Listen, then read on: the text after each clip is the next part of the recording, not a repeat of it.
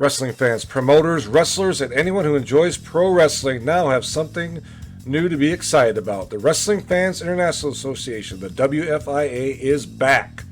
WFIA is an association that exists to promote, grow, and support professional wrestling throughout the world. Membership is free. Your membership includes a free digital bi-monthly publication of the Wrestling Fan News newsletter, association updates, voting privileges, and much more. Please go to thewfia.org, that's THEWFIA.org, and become a member today.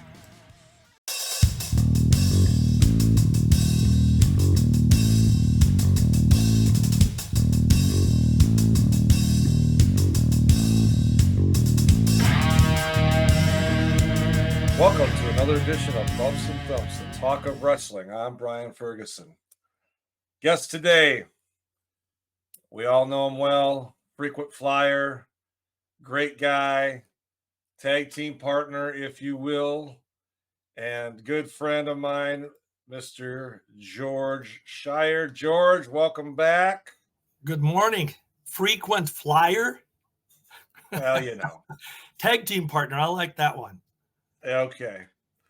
But yeah, we are. Love tag. Yeah, we talked a few weeks ago, but we've both been really pretty busy. As summers are always seem to be very busy and family time and things, but trying to get back on track now. So I wanted to talk to you today about a wrestler that in the minds of many is one of the toughest, if not the toughest, wrestler to don to grace the squared circle, and truly a legend, and that's Harley Race. Wow. And yeah, what a career, what a guy, inside and outside the ring. But I want to get your perspective on him. He is, he passed away about 5 years ago. And, but I want to talk about his beginnings, how he got started, his AWA time. First, let's start about Harley Race, how he got into this business. Can we talk about that, George? Well, obviously when you mention Harley Race, I think there's one word that describes him. Let's just clarify that right up front. There's one word that describes Harley Race. And if you go to the dictionary, go to the L's, you're going to come up with legend. And I really mean this. We can say that about many wrestlers, of course. But I think if you make a list of those that really, really qualify as a true legend for what they contributed, brought to the business, gave of themselves, I don't think there's any doubt that Harley has got to be probably within that top 10, even closer to the top of that list. Really and truly. Yeah. He just exemplified what, I'll be honest, what I thought was just the perfect heel, the perfect baby face if he needed to be, but just the real deal. So good subject. Yeah, growing up for me, Harley was kind of at his tail end of his career, if you will. I remember him mostly as in his last reign as NWA World Heavyweight Champion back in 80, 83. And Starrcade, the first Starrcade, where him and Flair had their Flair for the gold. Yeah. And I think I was 13 years old when that match was on. And of course, back then, cable was just in its early infancy. Yeah. And we didn't have pay-per-view back then or anything. So I had to watch little bits and clips on the Superstation at the time. But I got the tape later, and he even then was just so phenomenal. And just talk about, if you would, getting into the business. I know he grew up in Missouri, kind of had a rough start, but go ahead, talk about that a little bit. You know, first of all, you mentioned you were about 13 or something when you first saw him, Mhm. and ironically, I can tell you that I was about 13, 14 when I first saw him. Of course, I'm 100 years older than you are, as you well know, but yes, about 13 or 14. And you got to remember that I think Harley had the biggest impact on me personally because I've always been a lover of tag team wrestling. Yes. For some reason, since I was about 6, 7 years old, it was the tag teams that captured me. It was just the idea of the two guys on each side and the stories that could be Mhm. told. And we had the old fashioned 2 out of 3 fall matches. So, I mean, there's Yes. so much that could be written into each of those first 2 falls. And Yeah. then whatever the climax, the finish was going to be to, in most cases, build a rematch or some rivalry between the individuals, etc. So when when I first saw Harley, he came onto the AWA scene and he was only 21 years old when he popped in. And here's the unusual thing, Brian, and I think you and I have talked about this over the years. Many of the kayfabe era wrestlers, in Mhm. the majority of the cases, they had to work in the business 3, 4, 5 years, Yeah. traveling the circuits, working different territories, earning their way in the business, learning from other wrestlers what works for them, what doesn't work for them in their own repertoire. And Mhm. Harley was a rarity in that he was on top almost immediately. When I said 21 years old, in most cases, a wrestler of that age would have had to been in the business maybe till he's 25 or 26 before he graduated to some of the higher up matches and was drawing money. And a good Right. example of that is Nick Bockwinkel.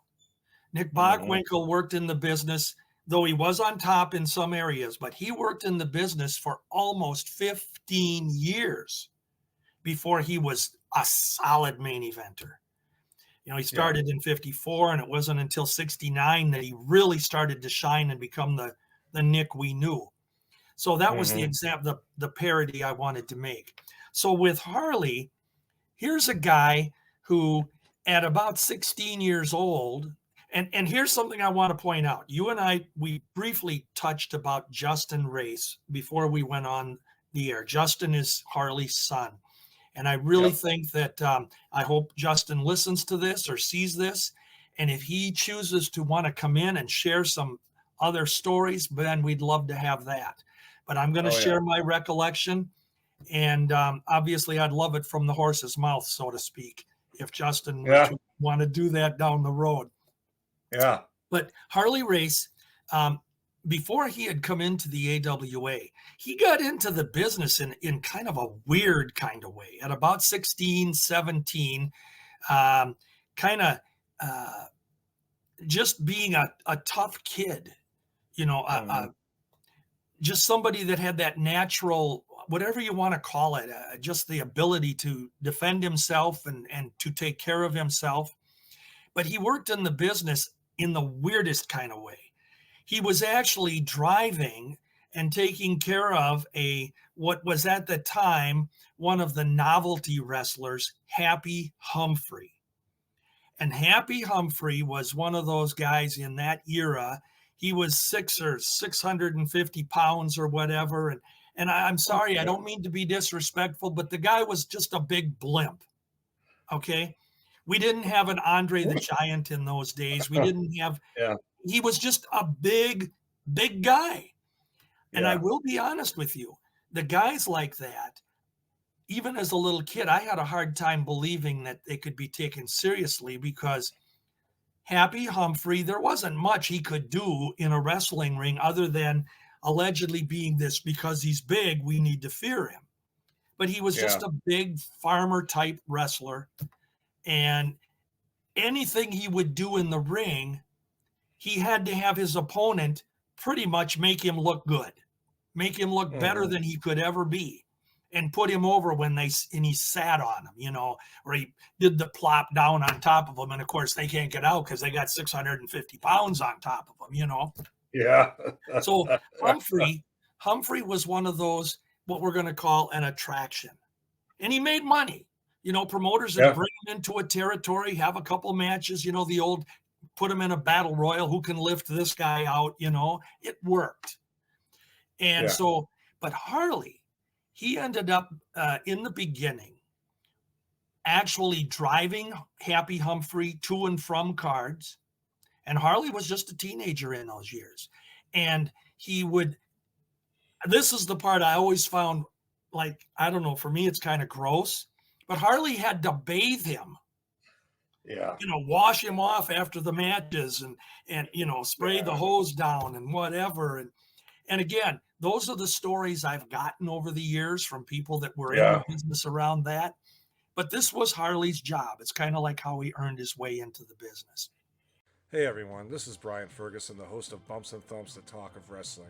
I want to tell you about a good friend of mine's book, Joyce Poston. Her book, My Ringside Seat to the AWA, gives a close look at all the events she attended in the AWA from the mid-70s through the 80s. Joyce has taken thousands of pictures that you won't see anywhere else and tells stories about her times with Bobby Heenan, Nick Bockwinkel, Sergeant Slaughter, and many others. Also, the foreword of the book is written by Sergeant Slaughter. So go to www.joyceposton.com and get your book today. Yeah. And when Harley started wrestling, and again, he was in his his later teens, he had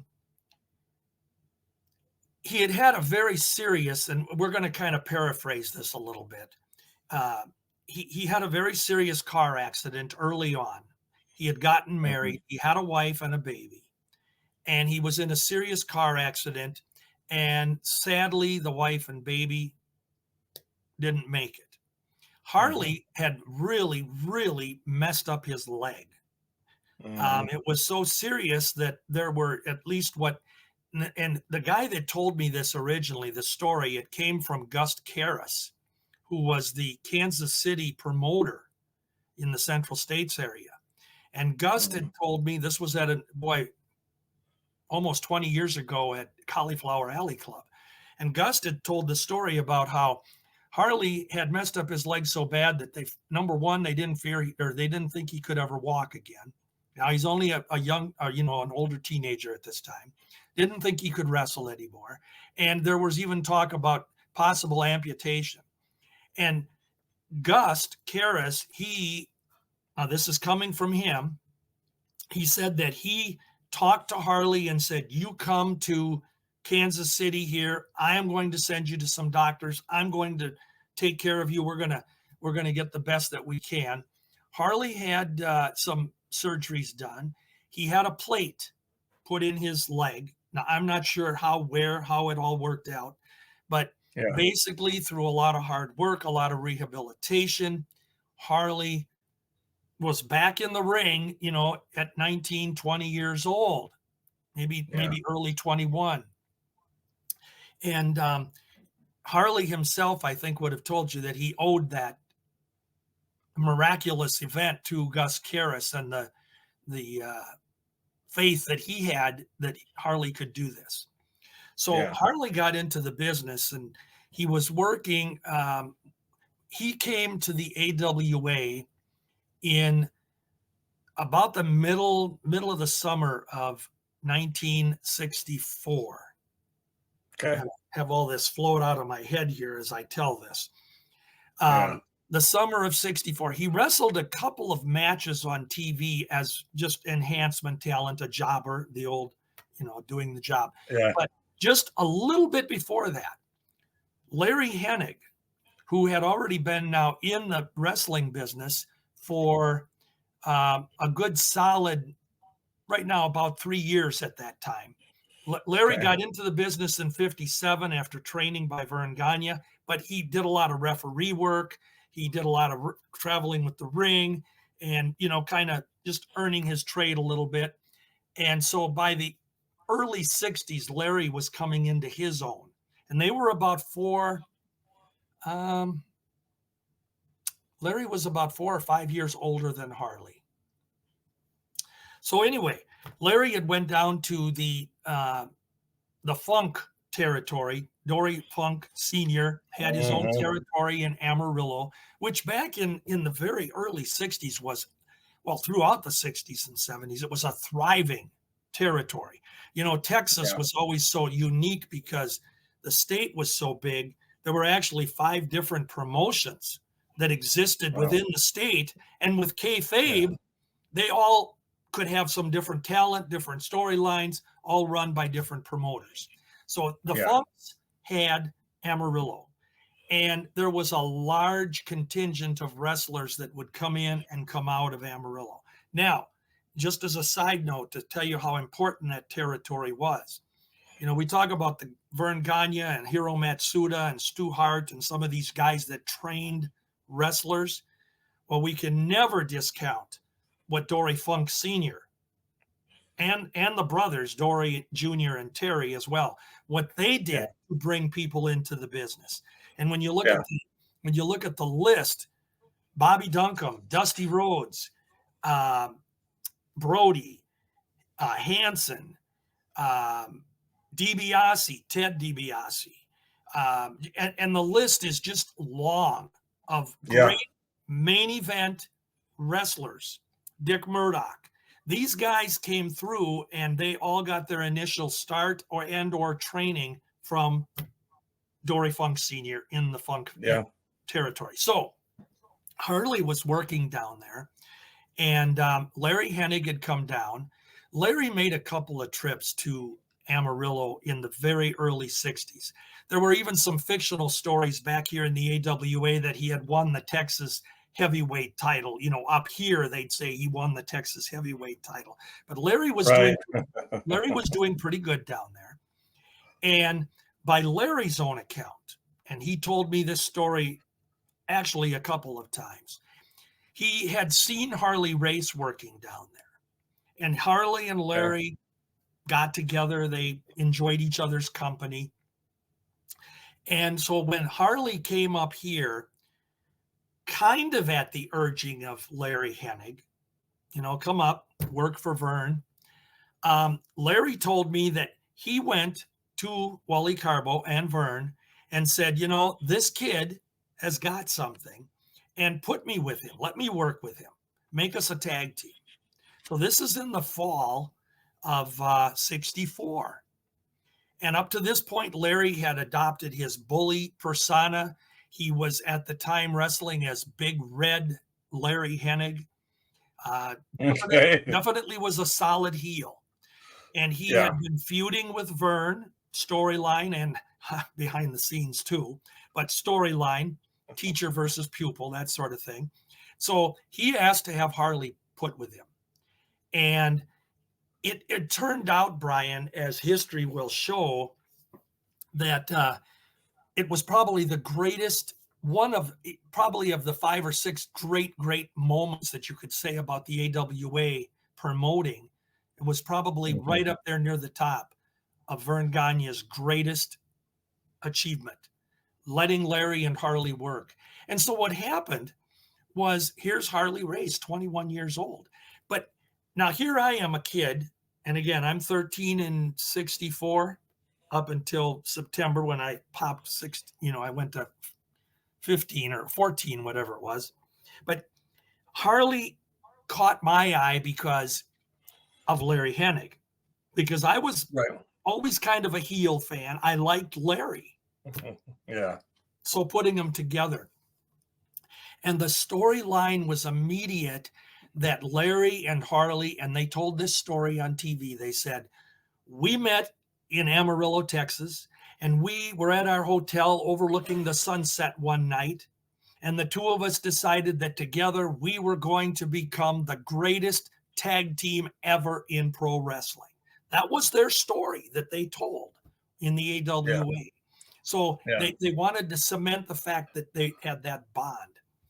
Well, At the time, in October, September of 64, we had the Crusher and the Bruiser as our AWA tag team champions.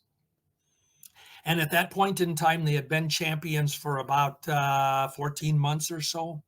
But it was the usual case where, because Bruiser had his own territory, he was in and out of the AWA, but not a frequent player like the Crusher was. The Crusher was a mainstay. Right. At that point. And they were heels, the Crusher and the Bruiser. So we get to October of 64, Hennig and Race are together, and they immediately start boasting that he's no longer Big Red Larry Hennig. He is Pretty Boy Larry Hennig. And then Harley comes out and claims that he's Handsome Harley Race. And they literally, their interviews, they worked off of each other so well, and I've touched on this before, where without notes, without any script, they delivered their promos. That Harley would say, "I have the face of the goddess of love, the body of Hercules, and the mind of Einstein." And he's up there with his blonde hair, strutting that. You automatically want this guy just slapped a little bit. Yeah. And Larry is up there that I am Pretty Boy. So, but they immediately started saying they are going to become AWA World Tag Team Champions. Now, I want to point a little thing out too. Still in that era, they never put AWA in front of the World Tag Team title or even the singles title. Ironically, in the 60s and even to probably the mid 70s, the alliances, they didn't have to put that AWA in front of it or NWA in front of it. So to the local fans sitting at home, here I am watching my little Zenith TV with rabbit ears that you got to move to make sure you can see the picture. You know those. Well, you don't. You're too young. But black. Well, I remember them. It had a screen this big.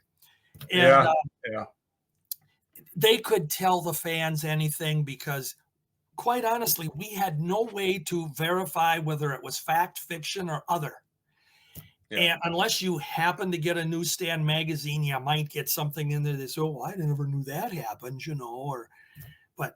So Hennig and Race are telling us that they've beaten everybody all over the country and that they're going to win the World Tag Team title, and we want the Crusher and the Bruiser. Now, here's what was so unique about that. Go back just a month or two before. The Crusher had been in this long program against Vern Gagne. Crusher was still a heel, and boy, what a heel he was. I always tell people, I say, the clown you saw later on in the early 80s, the Crusher, Dog Crusher, as they called him, it freaks me out.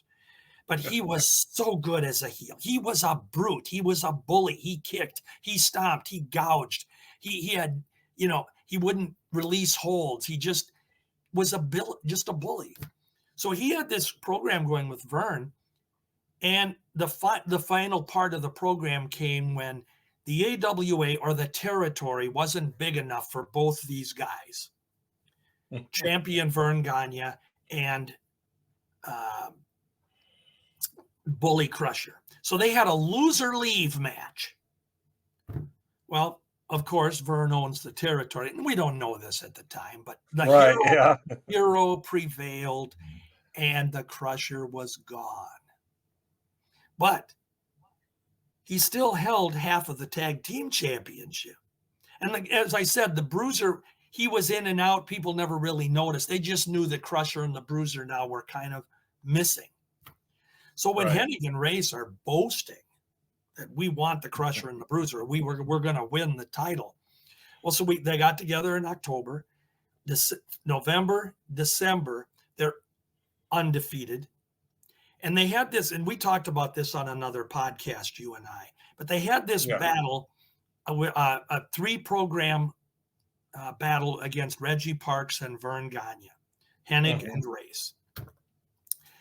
In the third match, because there was a third match, Wilbur Snyder had gotten interfered on Vern and Reggie's part, pointing out to the referee that Hennig and Race were breaking the rules, and the referee wasn't catching him, and Wilbur was sitting at ringside. Ended up where Hennig and Race said, you know, if Wilbur wants to stick his big nose in our business, why doesn't he team with Vern and Reggie Parks? And we'll find a partner and we'll show him who's boss. Well, this was the perfect setup, because now who are Hennig and Race going to get as a partner? Mm-hmm. And remember now, the promoters had said more than once over the couple months, we don't know where the Crusher is. We haven't been able to get a hold of him. The Bruiser, we haven't gotten any return calls. Well, who do they show up with as their partner finally is Dick the Bruiser, Hennig and Race and the Bruiser. And in the interview, and I so wish these interviews were still out there, you know, these 2 or 3 minute segments, but they basically said, we have pulled the biggest coup in the business over Vern, Reggie, and Wilbur, because we've got one half of the world tag team champions, Dick the Bruiser. Now, who's got the better team? You know, in other words, we're unbeatable. So for that brief moment, that challenge to the tag team champions wasn't part of the picture. Well, lo and behold, when the actual match came out, and I remember this, and it's funny because I had just talked about this on my Time Machine Facebook page. Mm-hmm. That there I am, 14 years old, and I'm there at that 6-man tag. And Hennig and Race during the match, they wouldn't tag off. They'd tag in and out with each other.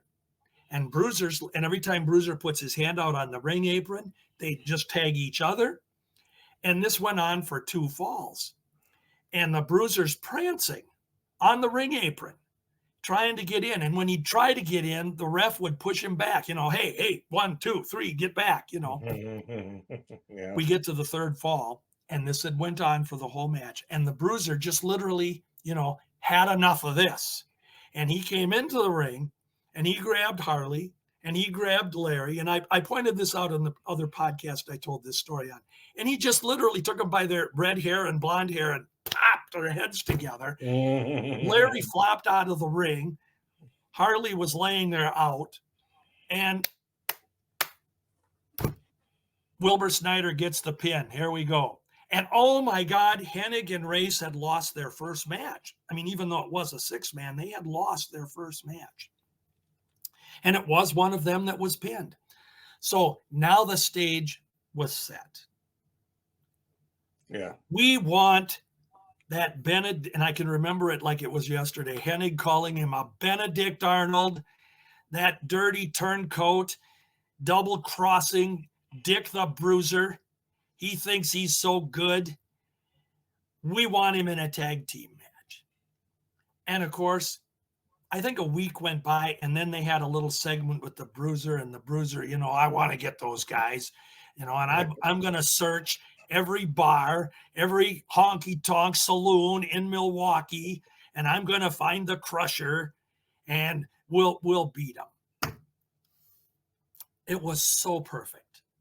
And by this time, literally, Hennig and Harley Race had pretty much just been the dominant main event in the AWA now for 4 months running, 4 months running. So they had their matches in January of 65. The first match I'm not going to go over between the Crusher and the Bruiser and Hennig and Race, because that's covered in other stuff that we've talked about in the past. But the bottom line is that when they initially met, please remember that Hennig and Race were the heels, and the Crusher and the Bruiser were still technically heels. They hadn't had any type of turn other than the fact that the Bruiser wanted to get revenge for the double cross, as he called it, on their part. Right. Well, from January, the end of January, Hennig and Race won the tag team title January 31st of 1965 in Minneapolis.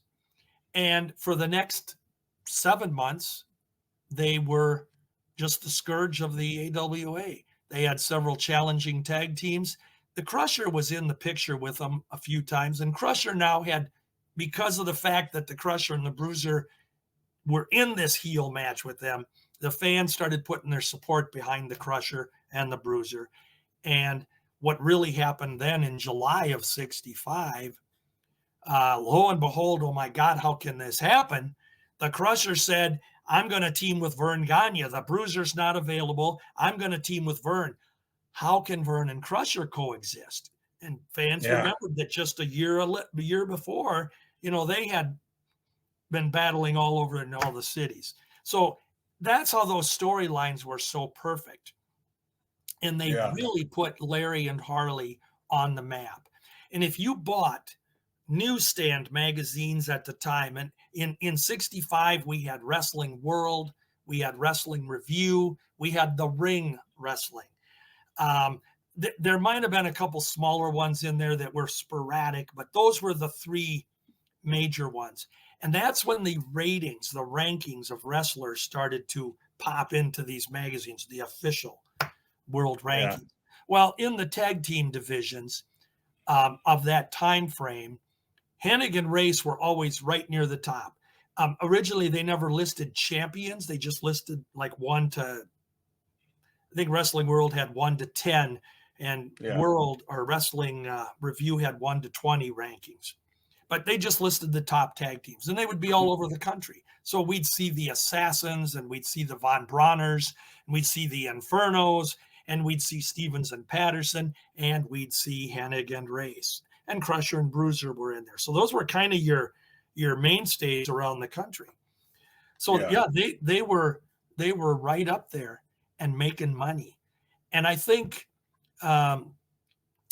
it was just a gold mine.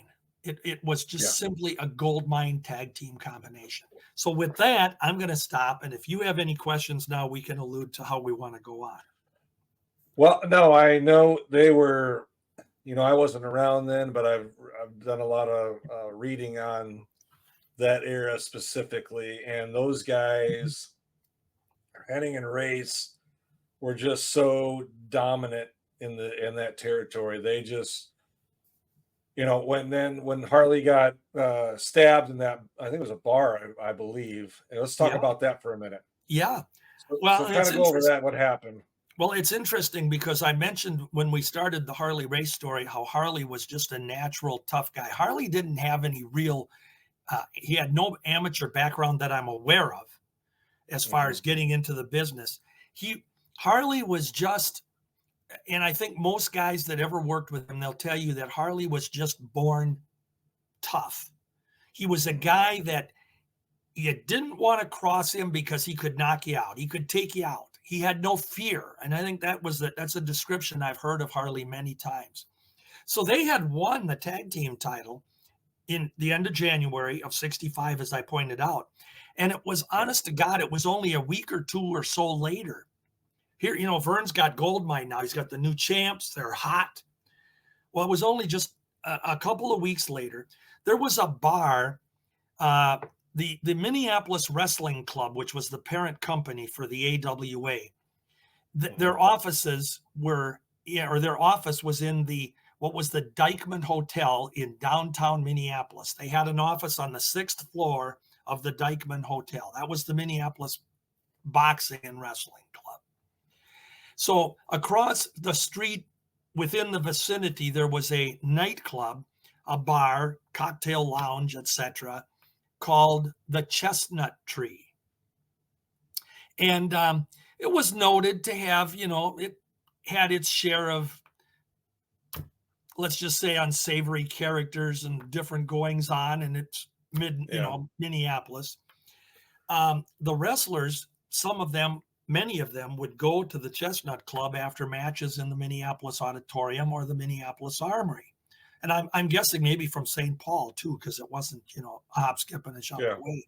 But they would go to the Chestnut Club. And one particular night, Harley, Larry, Eddie Sharkey, and Eddie could tell you this story too. It's very vivid in his mind even today. Rene Goulet was another one of the wrestlers. So actually he had 2 baby faces and 2 heels that were there. And if there were other wrestlers, I've never really heard the names. But both Eddie and Larry Hennig have told this story. What happened during the course of their evening, there was a little infraction going on in the bar with, as the newspaper account told, 3 black guys. Not that that has anything to do with the story and the sake of any type of racial thing. Right. I say because it was what was in the paper. They Right. were mistreating, shoving around a lady, a girl in the bar. Now, we don't know what the circumstances are between the 3 guys and the lady. We don't know if, there's no story behind that. The bartender or the owner of the bar allegedly comes to the wrestlers. He came to Harley. He said, they're getting into a fight. They're doing this and that. Can you, maybe step in? Harley went up, and as the story goes, and you know what? I have the newspaper clippings, the Minneapolis newspaper clippings from this. Harley stepped up, and as the story went, he took 2 of the guys out, floored them. But the 3rd guy came up behind Harley and got him in the back. It would be on the right side. Came up in the back and got him with a knife. How big the knife was, I don't know. But he had gotten stabbed. Harley was down. They took him to the hospital. This was all accounted in the next morning's paper. That, pro wrestler Harley Race, the story. And sometimes remind me, I'll share the clippings with you.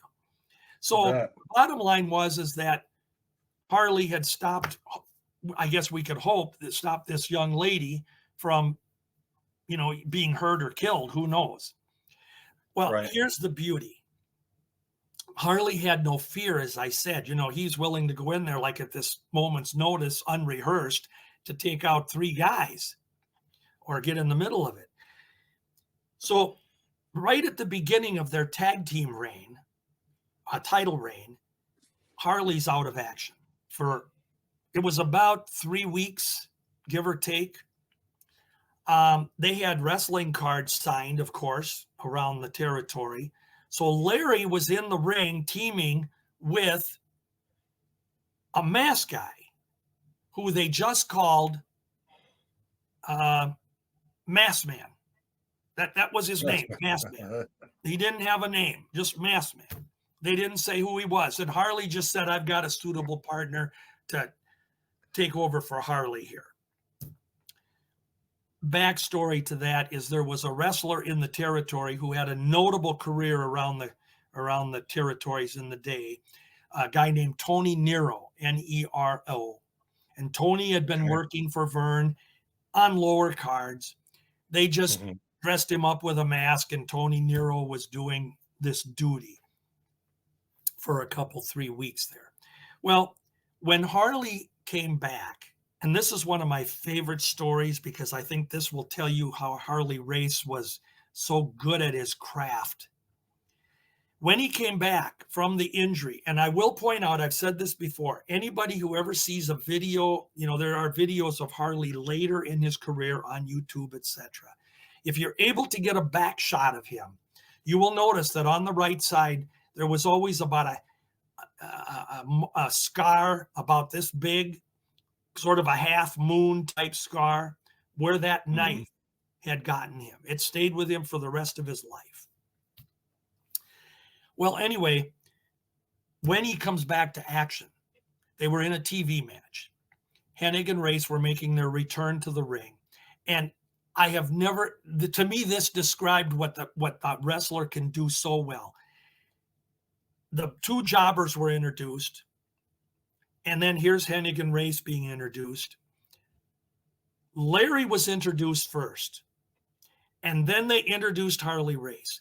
Now, Marty O'Neill, this was something that the AWA or Vern, they did, which was in a sense out of character in the era. But Marty O'Neill, the ring announcer, he announced Harley Race as you know, fans, he was stabbed. He's returning to the ring, saving a young woman from injury. They actually said this at the introduction. And the studio audience in the TV studio, which usually they used to have 100, 150 people there. Yeah. Harley gets almost a standing ovation with the claps. They're yaying for him, which they're saluting a hero. He saved somebody. Well, Yeah. you're sitting there and you're going, whoa, he's the heel. So the match began, Brian. The bell rang. Harley started for his team. And I kid you not, I remember this so vividly. Harley came in and he just started pounding on the opponent and kicking him and stomping on him. And within, I swear to you, 15 to 30 seconds, that 100 people, 150 people in the TV audience were booing Harley Race. Literally, it was so loud over TV. Harley told the story later, over the years, that he knew he couldn't be the baby face. He was cheered, but he had to get back his heat. And he did it. And that's how they did it. And after that, wrestling fans, I don't say this to be mean, but most of them have short memories. They didn't remember what happened. 2 weeks later, the incident with Harley saving a woman and being out of action, and they didn't remind you of it anymore. So it was forgotten. And Harley Race was Handsome Harley the Braggart. Hey everyone, this is Brian Ferguson. I want to tell you about a great book written by my good friend, Mr. George Schire. It's called Minnesota's Golden Age of Wrestling from Vern Gagne to the Road Warriors. George dives deep into the golden age of wrestling, starting with the 1950s, talking about Lou Thez, Vern Gagne, Wilbur Schneider, and many others, and goes all the way deep into the AWA and into the 1980s, ending with the tag team domination of the Road Warriors. Now, this book includes photos of George's personal collection, as well as programs and sports facts that was published for many years. So go to Amazon today or the Minnesota Historical website and get this book as soon as you can. And folks, enjoy the podcast. That's the Chestnut Tree story. All right. Let's talk about when he moved to the NWA.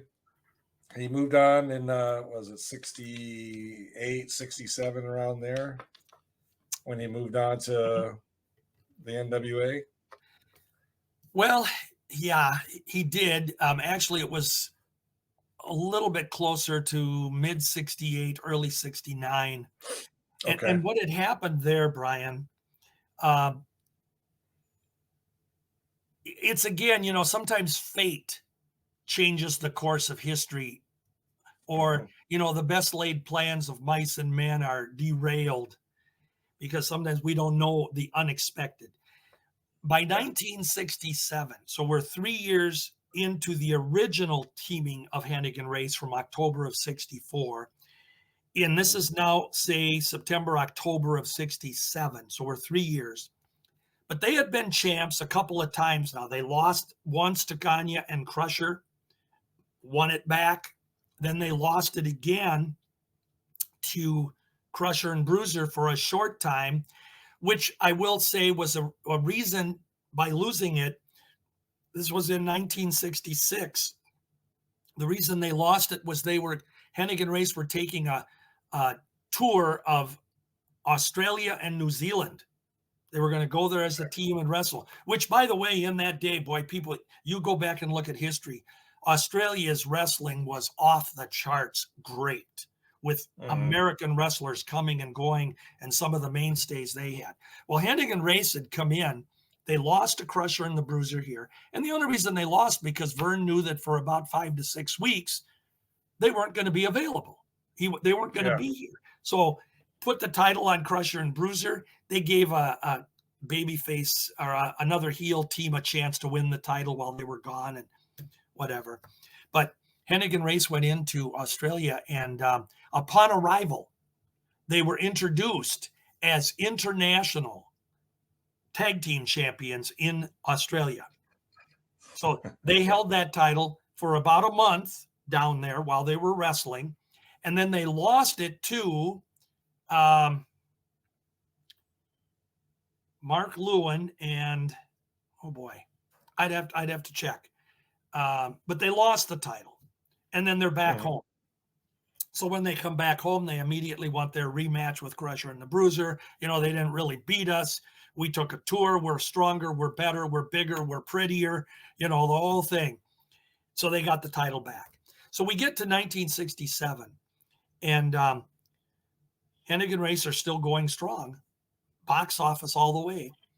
Well, and a lot of fans don't know this or don't remember this. In October of 67, Hennigan Race did one of these, we're tired of promoters putting contracts in front of us that we didn't sign and putting us against opponents that we don't want to wrestle, that we've already beaten, and we're tired of this type of treatment. We've hired ourselves a manager.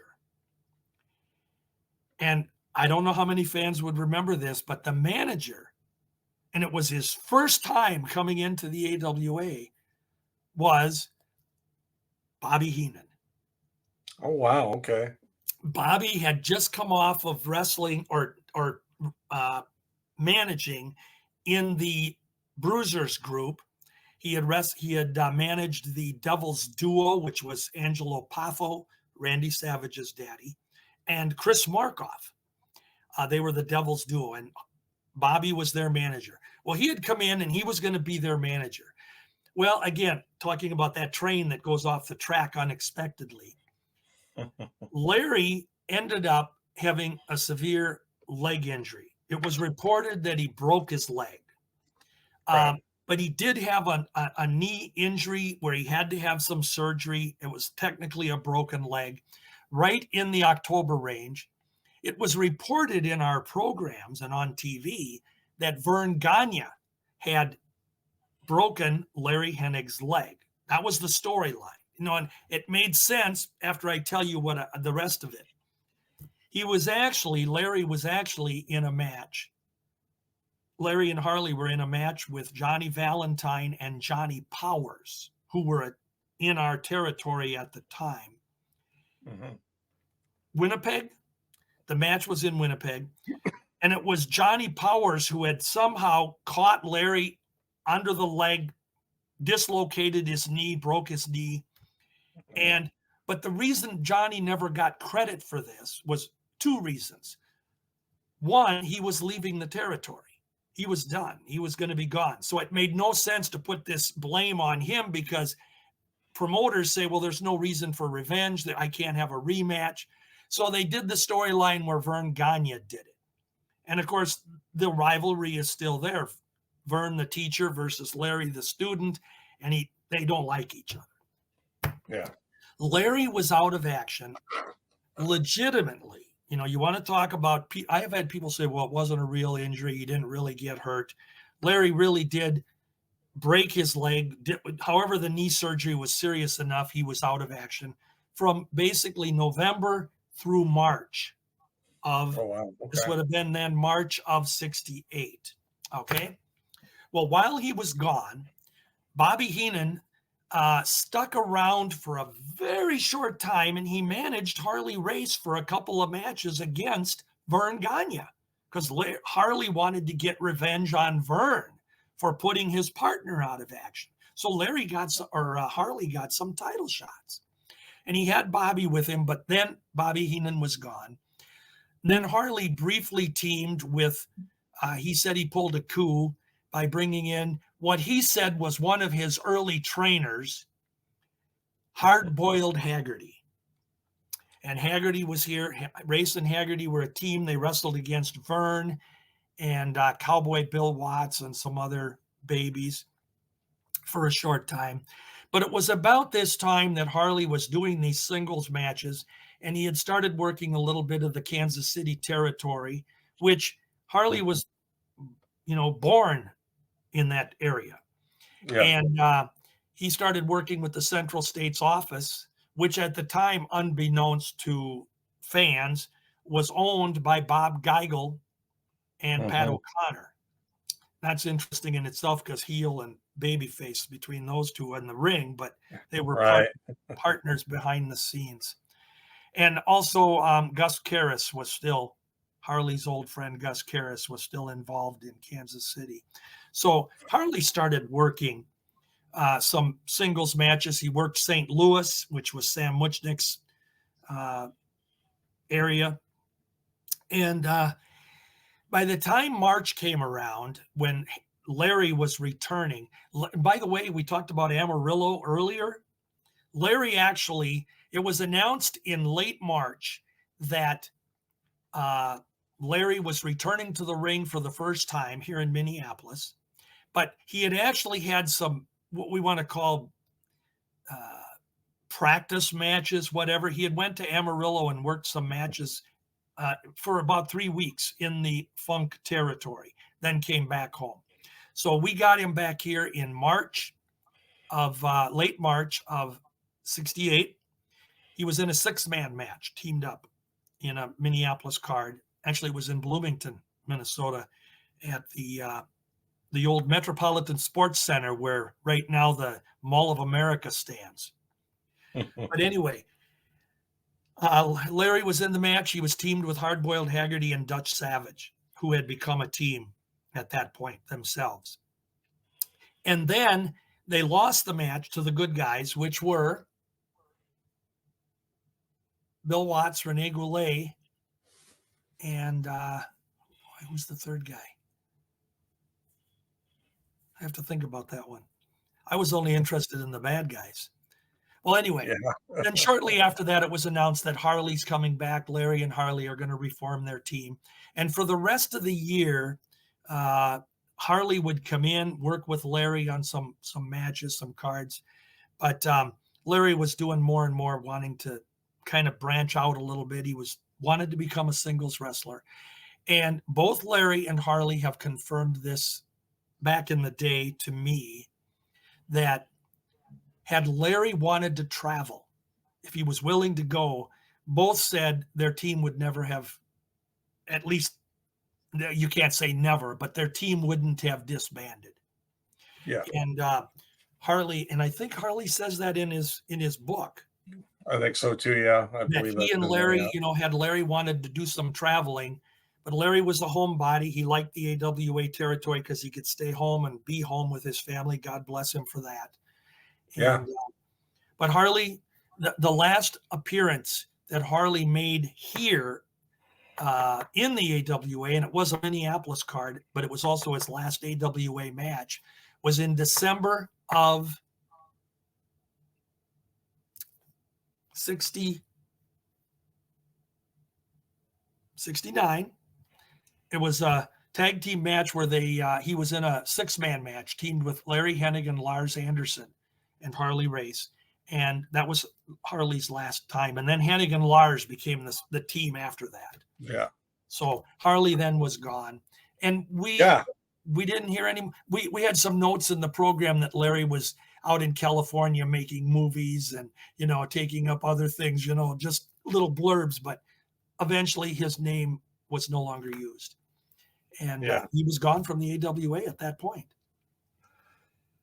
Yeah, and then he went to he was in the NWA, and then he got his first world title against Dory Funk Jr. in 73. I believe in Kansas City, if I remember correctly. Yeah. His hometown. Larry or Harley had, from, let's just say 1970, because he left here in December of 69. Let's just say from 70, 71, 72, he had worked a lot in the Central States. He had been down in Florida. He had worked some Texas matches. So basically as a single, he was friends. Let's just know that up front. He was friends with the Kansas City office with Geigel and O'Connor. And depending on who you want to talk to or listen to about this, because there's different versions, but generally the most, let's just say, most common given answer, and some truth, some fiction to it. We know that Jack Briscoe was being groomed in 73 for the NWA world title. Now, the story has always been, and whether it's storyline or whether there's reality to it, there is some reality, because the Funks and the Briscoes, Oklahoma and Texas, there was that rivalry. Just a normal rivalry from an amateur standpoint, wrestling. Texas is better than Oklahoma, etc., and vice versa. Right. The story went where the NWA had basically penciled in that Jack Briscoe was going to beat Dory Funk. Now, Dory had won the NWA title in February of 1969. Yeah. So he had been champ now for 4 years. And that was a little bit longer than normal in the sense that normally the NWA title holder would, and I'm using 4 years, it could be a little bit less or a little bit more without looking at the exact dates, okay? Right. But generally, the NWA champion formula, Brian, as we've talked, was they go 2 to 3 years, give or take, and then it's time for them to put in a new NWA champion. With their annual meetings, they all vote on a wrestler that they mutually agree on to be the new heir apparent. Well, pretty much by 1973, Dory had, like a lot of NWA wrestlers, he had indicated that, I've kind of had enough of being on the road forever.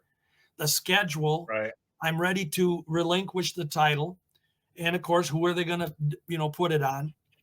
Well, he had guys like Eddie Graham and others that were pushing for Jack Briscoe. There's where this rivalry behind the scenes comes in. The story goes that Dory didn't want to lose to Jack, not actually lose the title to Jack. Mm-hmm. So they actually had a match that was, at least on paper, what they told fans, that was set between Jack and Dory. Well, in early May of 73, or the end of April, it's reported that Dory Jr. is injured on his ranch in Umberger, Texas, near Amarillo. He's injured in his ranch in a tractor accident, and he's hurt his leg, and he's not going to be able to wrestle for a little bit. So the Briscoe match got sidelined. In the meantime, when Dory was signed in Kansas City, Harley was kind of the local favorite, the one to, and the idea then came to Muchnick and the NWA hierarchy that we'll do a transition here. We'll put the title on Harley and have Harley lose it to Jack Briscoe. And that was all it, and seriously, from all accounts that I've ever heard, Brian, Harley was just going to be a transitional champion. So he won it in May from Dory. Mm-hmm. We get to July of the same year, 73, in Houston. Now is Jack Briscoe's time. He's going to get the title shot against Harley Race. But here was the thing that happened within that 3-month period. Harley had taken over the scheduling and traveled around the country for 3 months, taking on, as the NWA champion had to do, going to this territory, taking on the local babyface and putting him over, making him look good, but retaining the title, or the local bad guy and making him look good, but walking away with the title. What was interesting is that with Harley at the top of those cards, the various territories that he was in, everybody was happy about the box office, the gate. Harley was drawing as this NWA champion. So, but it was already set that Jack would take it in July in Houston. And that took place. And Harley dropped it to Jack. But the beauty of it all was that Harley, by his performances, by his ability to get over, to be just a tough guy, he represented the title that down the road they wanted somebody to, someday he would get the title again. Well, we know a couple of years later, Jack got tired of holding the title. Yep. And they did. And he had requested to lose it. He agreed he would lose it to, of all things, crazy, to Terry Funk. And Terry had gotten over at that point, of being a little bit different wrestler than what his brother was, because Terry was always kind of the wild card, Dory was more scientific, more actual wrestler, though he could brawl with the best of them, seriously. But Terry was he strayed from that scientific style and was more the wild card in the ring, wild guy. So Jack lost it to Terry. This was in 77-ish. And then lo and behold, when Terry's done with the title, he lost it to Harley. So the story is interesting in wrestling lore and history, is that Harley is the only guy to beat both Funk brothers for the NWA World title, and both of them of course, lost to Harley. That was Harley's second reign. And then we know that as the next 6-7 years go by, Harley became the go-to guy. He lost it a few times. By the time he got done, they said that he was they made a big deal when he became a 6-time champion, NWA, because the reason that was a big deal is up to that point, the only wrestler that was able to, or that they promoted being able to brag that, was Lou Thez.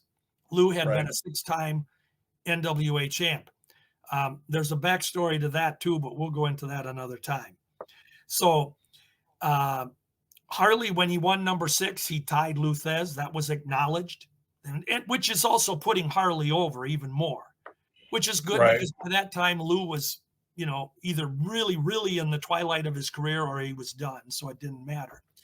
And then Harley won at number 7. So now it's certainly the greatest of all time of NWA champions. And you got to remember, the NWA only promoted the NWA title as being the only world title, because they didn't acknowledge other alliances.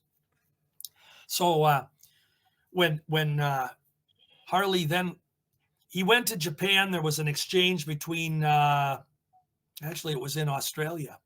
He wrestled Jack, who the heck was the guy? There was a title change that was done. Harley did a favor, and it wasn't really official with the NWA.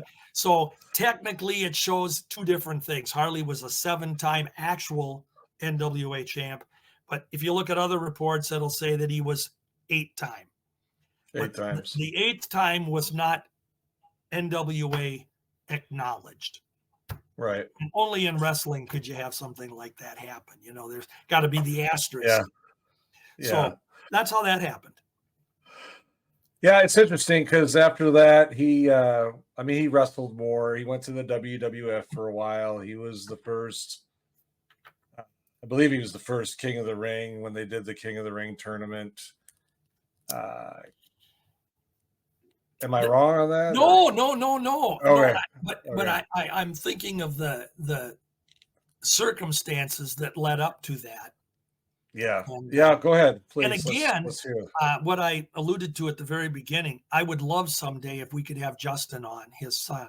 Harley's son, and share some of how he knows or reflects on how he remembers this firsthand.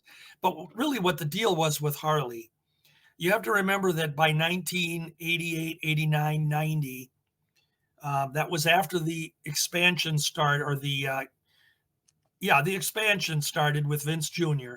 to take over wrestling. And he started taking wrestlers from all of the different territories.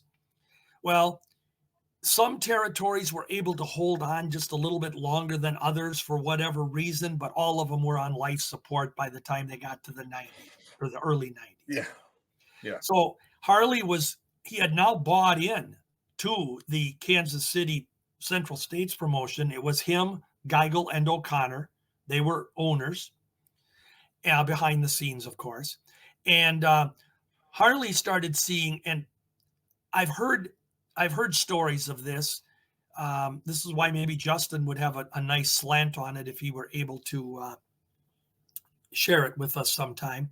And notice I'm really promoting that we get Justin. If you're watching the show, we'd love to have you come on with us again, because I know you visited here before.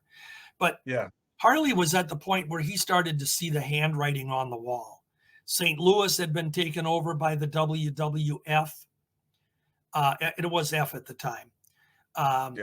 Kansas City was robbed of most of the talent, if any they had. And Harley basically, against the advice of what O'Connor and Geigel, etc., wanted to do, Harley just said, you know what? I'm selling out. I know when I got to get out, I'm going to go. Vince has offered me a job. I'm going to go. And they brought, and this was an era, for those fans that remember this vividly, when Vince was bringing in all these wrestlers to the WWF at the time from all these territories, normally they came in with two things on Vince's mind. Number one, they didn't have a past before they came in. Even if WWF fans recognized, like, used Dusty Rhodes at the time, they brought him in as the Polka Dot Man or whatever the heck he was, and they weren't going to give him any credit for being this great NWA wrestler, promoter, booker, etc. And they did that with everybody. Vince wanted to create the wrestler. So most of the guys that came to the WWF, they were given a new identity, sometimes even a different name. Yeah. And, just not telling fans anything about them, even though the fans at that point had the ability, with multiple television territories being viewed in their own areas, etc. So Harley went in and was never brought in as, my goodness, fans, we got the former NWA champion, 8-time champion, this great, that great. None of that was acknowledged. They brought in Harley Race, and they created what you just alluded to, the first king of the ring. Now, in its own way, Vince was honoring Harley. I will recall back when Sam Muchnick, a decade earlier, said that he wouldn't call Baron von Raschke, he wouldn't call him Baron, because Baron could indicate that he was better than a world champion, the NWA. And he had that mindset that he's just Von Raschke in St. Louis, because you're not going to be billed better than the champion. And a king, oh my gosh, a king, that's the elite. You're at the top. So, in his own way, whether Vince, who knows how he thought, but he gave Harley his due. He had Bobby Heenan come in as his manager, which I will reflect back on that 20 years earlier, in late 67, there was a connection between Harley and Bobby, which I pointed out. So I thought that I didn't mind the king, and I was still watching very closely to all the wrestling at that point in time. And I loved Harley Race. I mean, Harley to me was the epitome, as we started to at the beginning.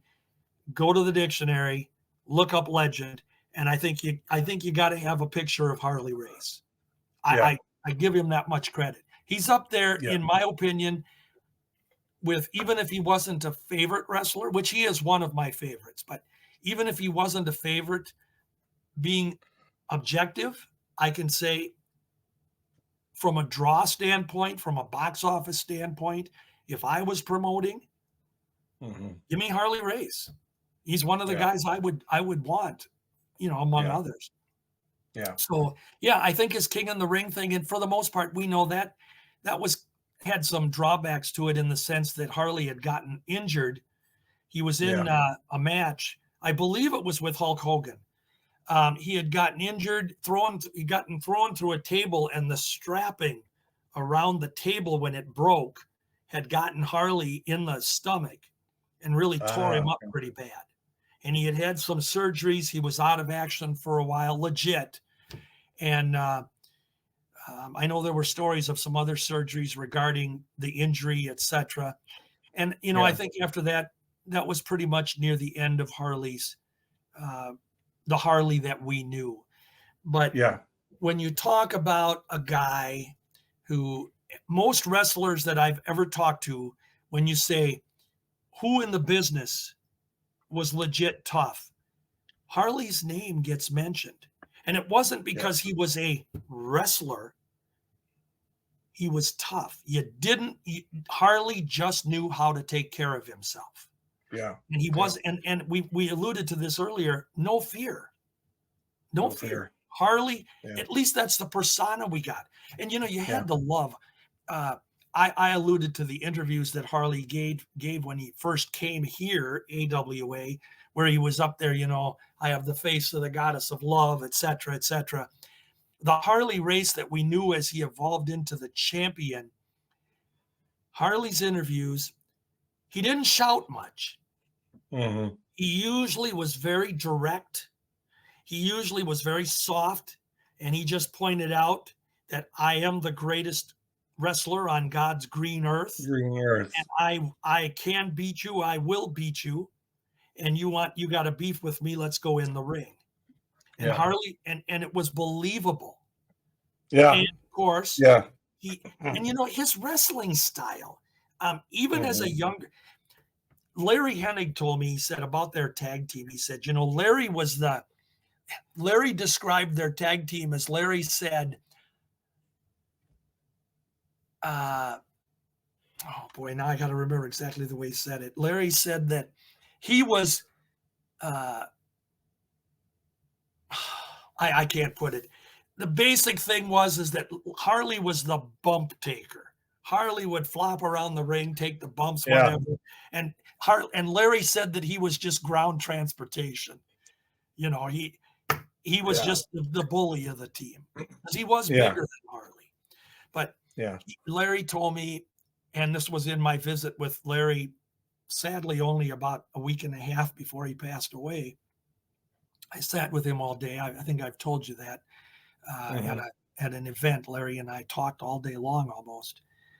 But he talked about Harley, and Harley was having some health problems at that point.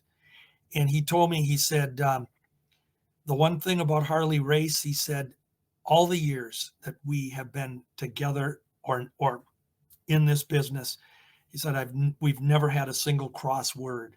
And he said, we talk often. And he said, he just was one of the best guys I ever knew in the business. So up until the very end, that was Larry's story, that he and Harley were friends. And but Harley, boy, I tell you what, he had a methodical style to him. He wasn't, through his NWA title years, he wasn't Mr. Speed in the ring. He wasn't some guy that was bouncing off the ropes and coming off the top rope. And, he was very, and I use the word methodical because it was almost where he was slow and predictable. He could give the guy a couple of knee drops and they were so just like they were just perfect. And he would come off the top rope and he'd do this headbutt thing with his prone opponent on the ring apron, where he'd hit him. And I always thought, well, wouldn't that hurt his head too? But Harley was just very. I think he was a credit to the business that. Oh yeah. As many times as we could expound on it, you can't give him all his due. He was just. And he was in the Lou Thez mode, which Lou Thez, by the way, gave Harley the highest accolades. I noticed as we're doing the podcast here, you've got a picture of the wrestling magazine there with Bob Backlund, Nick Bockwinkel, and Harley Race. Yes. If you look at the picture of Harley Race, and I have that magazine, if you look at the picture of Harley, he did exactly what Lou Thez did. He carried himself as what the champion should be like. Outside the ring, Harley always had a sport coat on, nice shirt, dressed the part. He wasn't sloppy with blue jeans and holes in the knees and headbands and face paint and tattoos all over. And, like today's world champions, they look like some punk in the local tavern somewhere. I'm being facetious, but I'm being honest. I don't see the credibility in today's business, and that's a whole nother story. But Harley was, I think, and Ric Flair did that too during his career. He always wore the nice suits, and it was the NWA was always, that was like one of their specialties. The champion looked like he was the champion. Yeah. No, Harley Race, excuse me, he definitely had a huge impact on the business. He also trained a lot of the wrestlers of today. You've got a lot of guys in the WWE that were trained at his academy, Harley Race Academy, in either Troy or in Eldon, one of those two places. And they always give accolades to Harley. And I'm so glad we were able to do this today, George. I want to thank you for coming on. And I will get in contact with Justin. I do have his contact information. Justin, And I'm sure I he'll put you over, Justin. Come on. Yeah, I'm sure he'll be more than willing to come on and talk about his father and some of the stories. And I know you've got some questions, and I'd love to have that discussion with him about some of the stuff we talked about today. So, Well, and as I'll always, definitely do it. and as always, if we're able to pull that off, I have been on a podcast with Justin before. Nice guy, fun guy. Oh yeah, great guy. Very, very, very, very open. He enjoys talking and sharing about his dad. You can tell he's proud. And Oh yeah, I will point out that, like we always say, Brian, if Justin comes on, obviously we're not here to air any dirty laundry. We don't want to, wherever Justin wants to go, what he wants to share, that's what we want. We want truth, but we don't want to go, we don't need any bad stuff. Not that there is any. It's just that we want him to be comfortable. And so I hope he can join us. of course. Oh, I'm sure he will. So, all right, ladies and gentlemen, one more time. Pro wrestling historian, Mr. George Schire, the most dangerous pro wrestling historian. Oh, George wow. Schire. Wow. All right. Thanks a Brian. lot for coming. You bet. And folks, thank you for watching or listening. If you're watching, thank you. If you're listening, thank you. If you haven't subscribed, please do so. And we will talk to you soon.